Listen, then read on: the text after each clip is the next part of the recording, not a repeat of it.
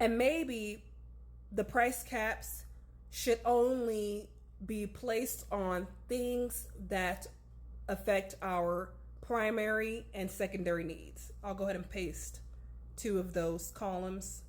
I talked about it in my inflation video, but I'll go ahead and post it right here.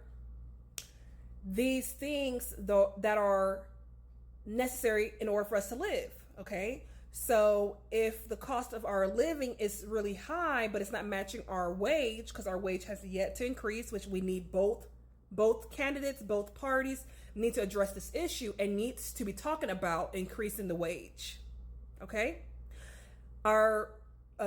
We need to have access to our resources. If not, and we cannot afford to stay in our house, we cannot afford the rent. Okay, my rent increased $110. So that's a 7% increase in a year. There needs to be a cap on rent increases. Of course, in New York, they already have caps on their rent. Okay, however, there's still a wage issue, right?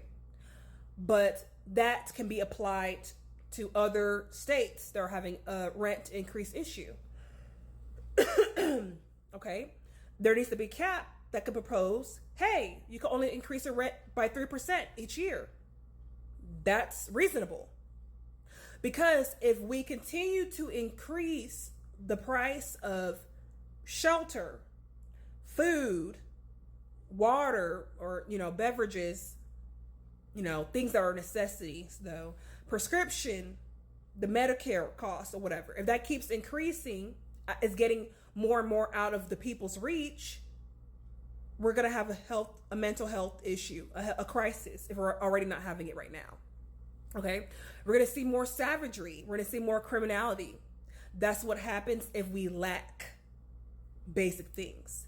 If people don't feel secure, they don't feel like the government is concerned about them, and they're not putting certain regulations that can keep everyone in check to still keep the economy flowing, but make sure you meet the needs of the people so they don't go out of whack mentally. Even the job security. If the masses are insecure with their resources and jobs, we're going to see it's going to be a Wild West. I already explained that in my last video.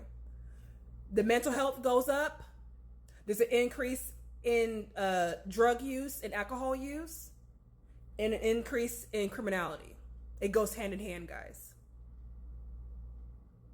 So if you don't want the public, there to be like unrest of some sort, our politicians, need to meet the needs of the people.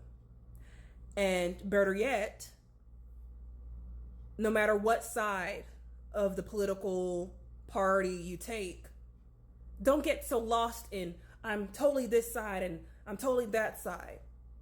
Let's talk about the things we have in common. That is what we can push and work on so that both of our needs can be met. Okay. And if there is a proposal of a law that one side is proposing, don't automatically reject it because it's coming from that side. Add to it, talk about it, use your critical thinking and put together solutions so that both parties can push for a law. You see how more powerful that can be? We're stronger in numbers. We're not strong when we're divided. You do understand that, right? So let's say the conservative or the Republican Party have an issue with putting caps on pricing because they're like, okay, if we're corporations and we're entrepreneurs, we're being held to pay all these business tax and things that we have to do, all these obligations, monetary obligations, property tax, whatever the case may be. Now, what we can also push or add to that bill, add to that law that is proposing for there to be a cap, there should also be a cap in the increase of these business taxes and property taxes and whatever other tax that is hindering our progression as entrepreneurs and business owners.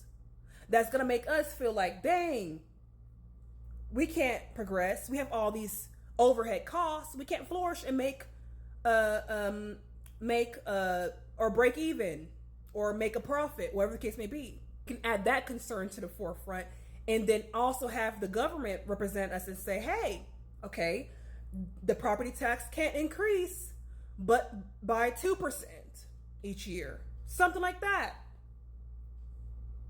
Propose that. Just don't reject certain things. Don't reject the minimum wage from increasing. Don't reject there being a cap on price of goods. Don't do that altogether. Let's meet in the middle.